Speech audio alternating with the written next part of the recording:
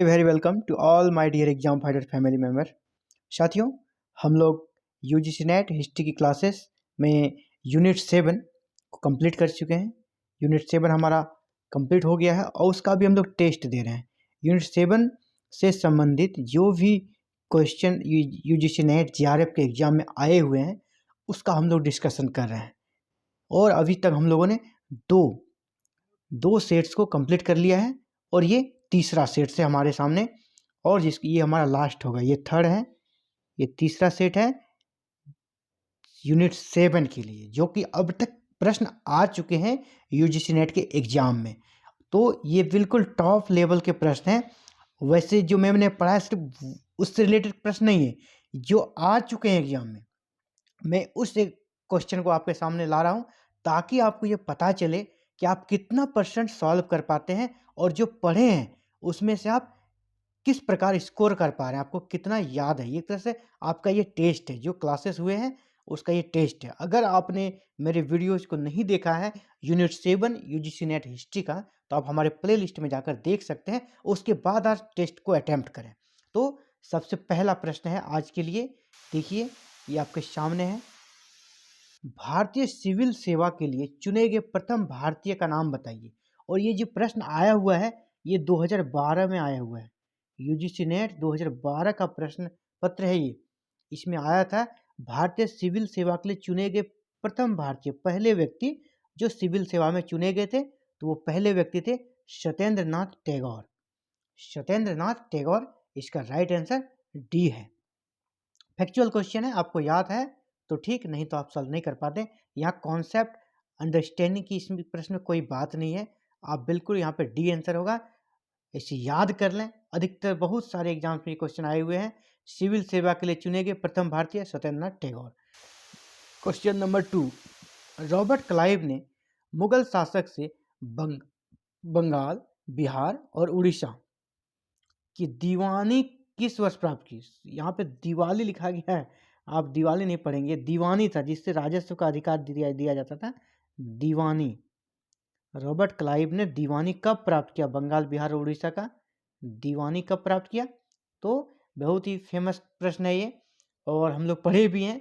जब इलाहाबाद की संधि हुई 1765 में, इलाहाबाद की संधि के साथ ही अंग्रेजों को मुगल बादशाह शाह आलम द्वितीय से बंगाल, बिहार और उड़ीसा की दीवानी मिली थी, और वो थी इलाहाबाद की पहली संधि 12 अगस्त 1765। तो इसका राइट आंसर बी होगा, 12 अगस्त 1765 में दीवानी मिला था। तो यहाँ पे डेट नहीं है, ईस्वी है, आप 1765 को मार सकते हैं। और देखिए ये क्वेश्चन कब आया हुआ है, ये भी यूजीसी नेट 2012 का प्रश्न पत्र में आया गया क्वेश्चन है ये। चलिए नेक्स्ट क्वेश्चन की ओर बढ़ते हैं।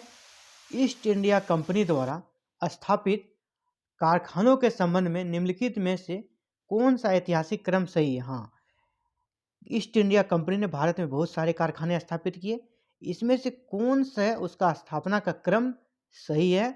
आपको इसे क्रम सही करना है, और ये आप तभी सही कर सकते हैं जब कंपनी की का जो स्थापना हुई कारखानों की, वो कब कब हुई, आपको ये याद होना चाहिए, तभी आप इसको सही कर पाएंगे। और ये भी देखिए यूजीसी नेट पेपर 2 जून 2012 में आया हुआ प्रश्न है। तो आप देखिए सूरत में कब स्थापित किया कंपनी, सूरत में कंपनी ने कारखाना स्थापित किया 1613 में, 1613 में। हुगली में कब किया, 1651 में, 1651 में।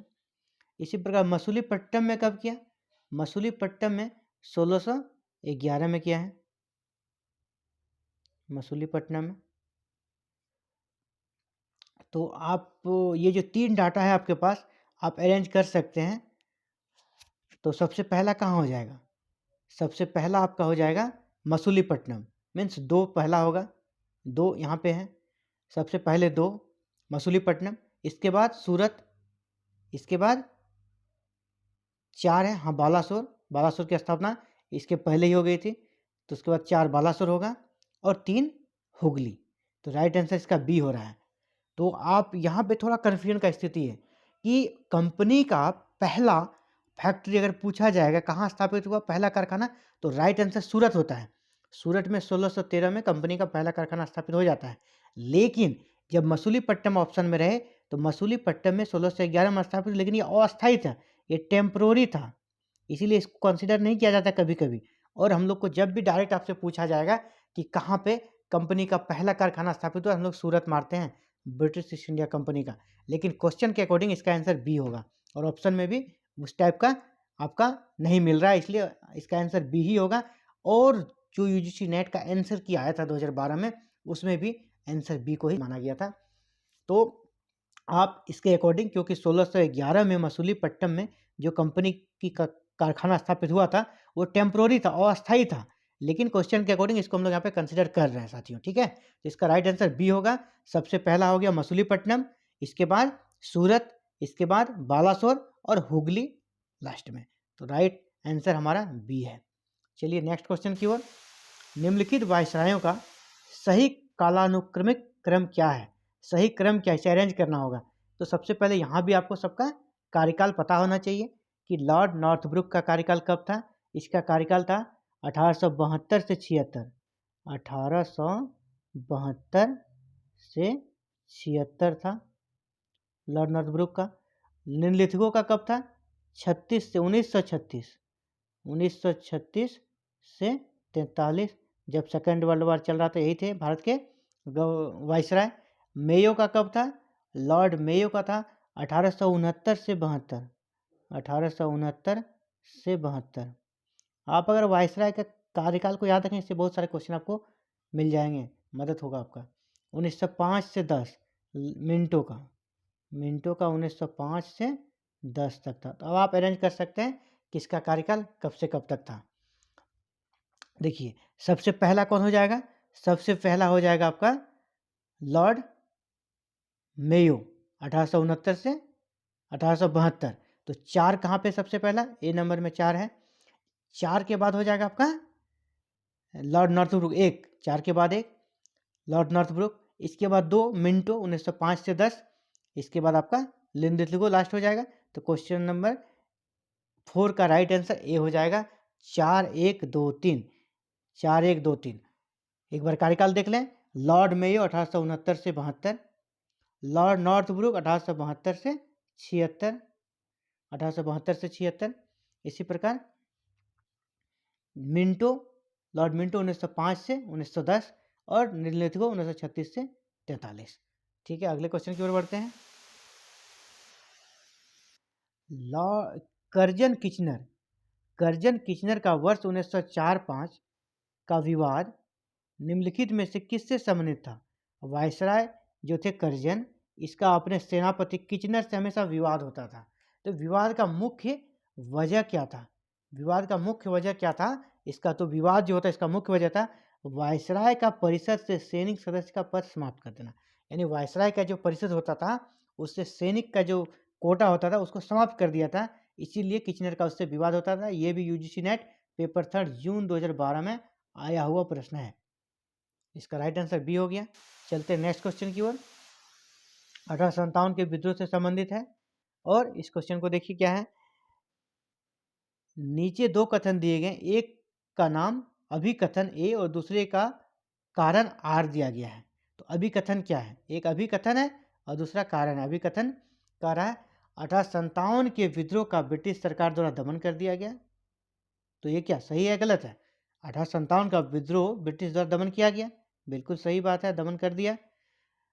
कूच को छोड़कर, जैसे कि झांसी की रानी, बहुत कम भारतीय शासकों ने विद्रोह में भाग लिया। बिल्कुल सभी ने भाग नहीं लिया था, तो कुछ ही ने भाग लिया था और अधिकतर ने साथ दिया। तो ये भी सही है, दोनों सही है।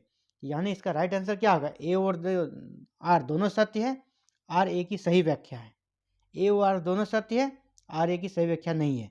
नहीं, यहाँ पे तो ए या बी में होगा, लेकिन आपको ये देखना है कि ब्रिटिश द्वारा इसको दमन कर दिया गया। तो दमन क्यों किया गया? क्योंकि बहुत सारे जो भारतीय शासक थे उन्होंने विद्रोह में भाग नहीं लिया और अंग्रेजों का साथ दिया। यानी बहुत कम भारतीय शासकों ने विद्रोह में भाग लिया, इसीलिए तो अंग्रेजों ने विद्रोह का दमन किया। वो विद्रोह दमन करने में सफल हुए। यानी जो ए है अभिकथन और जो कारण आर है, दोनों तो सत्य है ही, इसके साथ ही जो आर है, आर जो बातें कह रहा है वह ए का अभिकथन का सही व्याख्या भी है। क्योंकि बहुत कम भारतीय राजाओं ने विद्रोह में भाग लिया, इसीलिए यह विद्रोह अंग्रेज दमन कर पाए। यानी ए और आर दोनों सत्य है और आर ए की सही व्याख्या भी है, यानी इसका राइट आंसर ए होगा। इस तरह के क्वेश्चन को आप पहले सही है या गलत है यहाँ पे टिक कर लेंगे उसके बगल में, तो आपको समझने में आसानी होगी इसका राइट आंसर क्या होगा। तो इसका राइट आंसर ए होगा। क्वेश्चन नंबर 7, क्वेश्चन नंबर 7 आपको इसे अरेंज करना है, एक दूसरे से मिलान करना है। तो आप पहले देख लें ये क्वेश्चन कब आया हुआ, यूजीसी नेट पेपर 2 जून 2012 का ही क्वेश्चन, ये भी जून 2012 का क्वेश्चन है। तो आप देखें Punjab tenancy act, Punjab tenancy act कब बना था? पंजाब टेनेंसी एक्ट 1868 में बना था।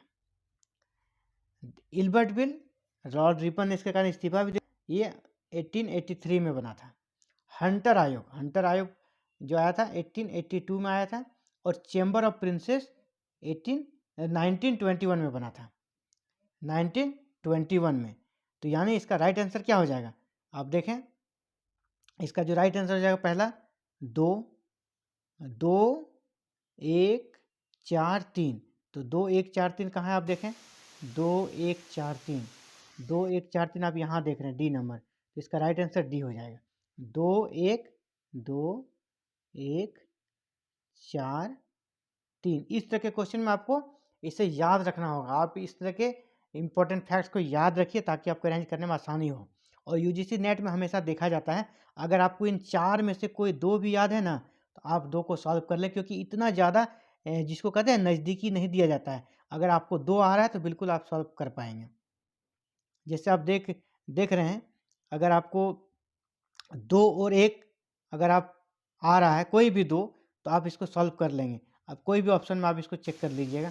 अगर आप चारों, आपको जरूरी नहीं कि चारों आए, आप 2 भी जा रहे हैं तो आप सॉल्व कर लेंगे, अक्सर देखा जाता है। सहायक संधि, निम्नलिखित में से कौन सा प्रावधान सहायक संधि का भाग नहीं है?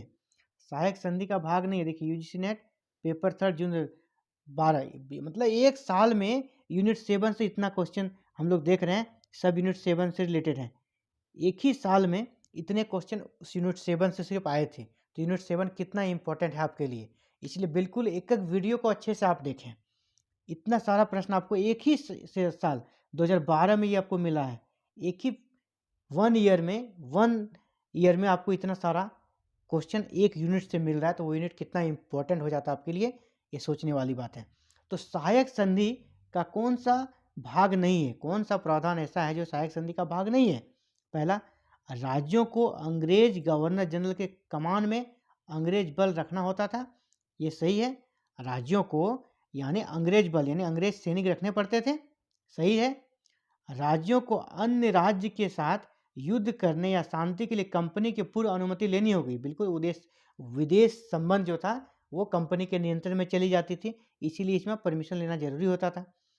राज्य को अंग्रेजों की ईस्ट इंडिया कंपनी के सिवा किसी यूरोपीय शक्ति के साथ संबंध नहीं रखने होंगे, बिल्कुल ये भी सही था।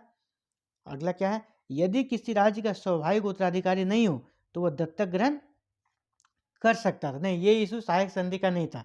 ये वाला इशू जो था ये डॉक्ट्राइन ऑफ लैप्स का था, यहाँ तो इसका कोई जिक्र ही नहीं था।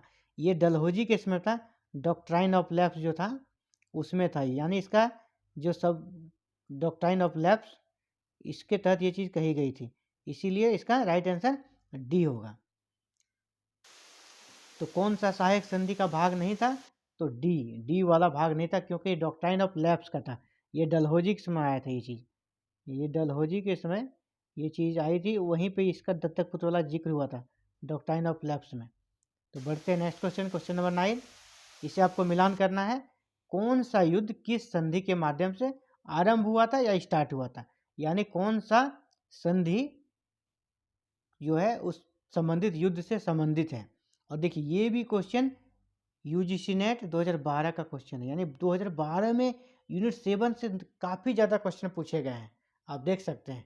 तभी से हम लोग 9वां क्वेश्चन आ गए हैं, 9 क्वेश्चन सिर्फ यूनिट 7 से आ चुके हैं अब तक, ठीक है। तो द्वितीय कर्नाटक युद्ध किस संधि से समाप्त हुआ था? हम लोग जब कर्नाटक वार पढ़े थे, एंग्लो कर्नाटक वार, तो हम लोग जानते हैं द्वितीय कर्नाटक युद्ध जो हमारा समाप्त हुआ था वो एक्सला सफल की संधि से हुआ था। और तृतीय आंग्ल मैसूर युद्ध, जिसमें कि टीपू सुल्तान हार गए थे, उसे बहुत अपमानजनक संधि करनी पड़ी थी, वो संधि थी श्रीरंगपट्टम की संधि। इसी प्रकार तृतीय आंग्ल मराठा युद्ध, तृतीय आंग्ल मराठा युद्ध का जो कारण था वो बसिन की संधि थी। और तृतीय कर्नाटक युद्ध पेरिस की संधि जो यूरोप में हुई थी, उसके बाद तृतीय कर्नाटक युद्ध समाप्त हुआ था। यानी इसका राइट आंसर क्या होगा? सबसे पहला 2 हो गया, 2 3 4, 2 3 4 1, कहाँ पे है? 2 3 4 1, तो इसका राइट आंसर डी है। 2 3 4 1, 2, देखिए तो तृतीय कर्नाटक युद्ध जो समाप्ति हुई एक्सला सफल की संधि, तृतीय आंग्ल मैसूर युद्ध श्रीरंगपट्टम की संधि, और द्वितीय आंग्ल मराठा युद्ध बसिन की संधि से आरंभ हुई थी, और तृतीय कर्नाटक युद्ध पेरिस की संधि से समाप्त हुई। तो इसका राइट आंसर डी होगा। नेक्स्ट, उस अंग्रेज अधिकारी का नाम बताइए जिसने चंद्रगिरी के शासक से वर्ष 1639 में मद्रास को पट्टे पर ले लिया था। कहाँ के शासक? चंद्रगिरी के शासक से मद्रास को पट्टे पर लिया था। तो किसने लिया था? Francis de. बिल्कुल फैक्चुअल क्वेश्चन है, और ये भी इस एग्जाम में आया हुआ है, यूजीसी नेट जून 2012 में। यानी 10 क्वेश्चन इसी एग्जाम का है। फ्रांसिस डे ने चंद्रगिरी के शासक से मद्रास को पट्टे पर लिया, कब? 1639 में। इसमें 2-3 क्वेश्चन बनते हैं। कहाँ के शासक से पट्टे पर लिया? चंद्रगिरी के शासक से। कब लिया? 1639 में। या फ्रांसिस डे ने चंद्रगिरी के शासक से 1639 में किस क्षेत्र को पट्टे पर लिया? तो उसमें मद्रास हो जाएगा। 4 क्वेश्चन ऐसे बन सकते हैं। नेक्स्ट है, निम्नलिखित भारतीय शासकों में से किसने सर्वप्रथम पुर्तगालियों का विरोध किया? पुर्तगालियों का सबसे पहले विरोध किसने किया था? तो इसका भी राइट आंसर डी होगा, जेमोरिन। जेमोरिन ने भले स्वागत किया था वास्को डी गामा का, लेकिन अंततः उन्होंने उसका बाद में विरोध भी करना आरंभ कर दिया। ये भी क्वेश्चन आया हुआ है दिसंबर 2012 यूजीसी नेट में। जेमोरिन ने पुर्तगालियों का सर्वप्रथम विरोध किया, और सबसे पहले स्वागत किसने किया? वो भी उन्होंने ही किया था, जेमोरिन ने। अब आपको यहाँ पे कार्यकाल जो वायसराय है उनको अरेंज करना है। तो सबसे पहले आपको कार्यकाल पता होना चाहिए, किसका कार्यकाल कब है। तो सबसे पहले लॉर्ड नॉर्थब्रुक। लॉर्ड नॉर्थब्रुक का कार्यकाल कब से कब तक है? इसका कार्यकाल है 1872 से 76। 1872 से 76, 1872 से 76। इसी प्रकार लिटन का कार्यकाल है ये 1876 से 80, 1876 से 80।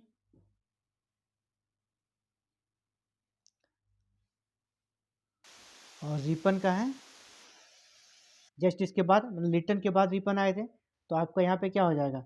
डफरिन तो जब कांग्रेस का स्थापना हुई तब आए थे, और मेयो आए थे 1869 से 72, 1869 से 72 मेयो।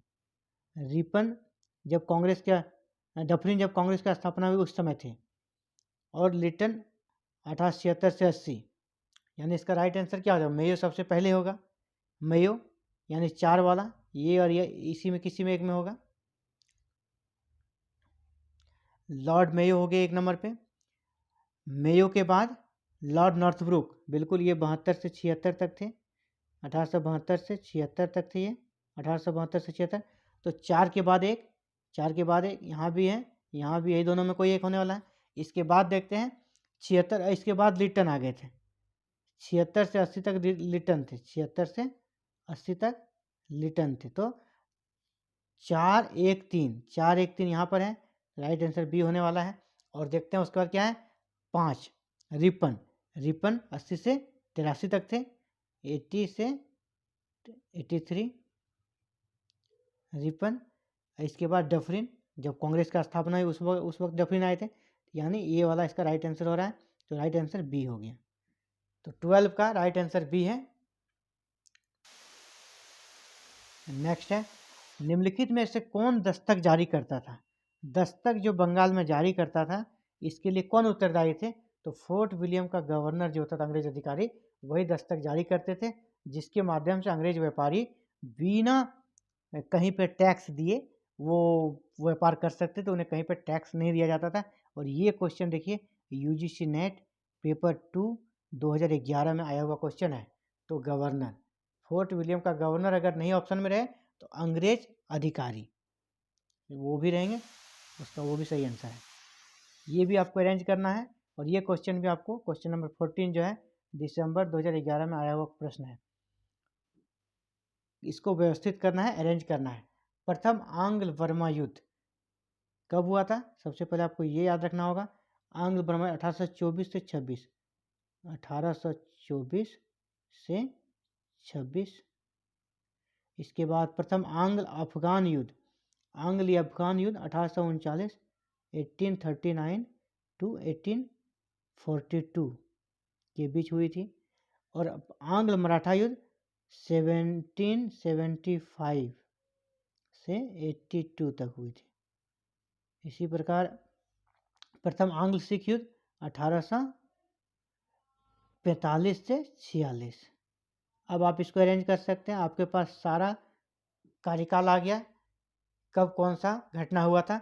तो सबसे पहले कौन सी घटना घटी थी? सबसे पहले आप देख रहे हैं प्रथम आंग्ल मराठा युद्ध हुआ था 1775 से 1782 में।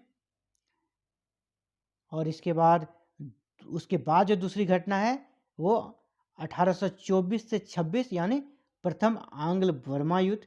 तो सबसे पहले 3, उसके बाद 1, 3 के बाद 1 कहाँ है? यहाँ पे दिख रहा है आपको, और यहाँ पे ए और डी में दिख रहा है आपको 3 और 1।